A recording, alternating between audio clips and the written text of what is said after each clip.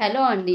ఈరోజు నా డే వచ్చేసి మార్నింగే వాకింగ్ కూడా వెళ్ళలేదండి. ఇవాళ శనివారం కదా, చూడండి పూజ చేసేసాను. దేవుడికి పూజ చేసేసి వెంటనే దోశ పిండి, ఇవాళ దోశ టిఫిన్ అండి. ఇవాళ దోశ చేసేసి హడావిడి అండి.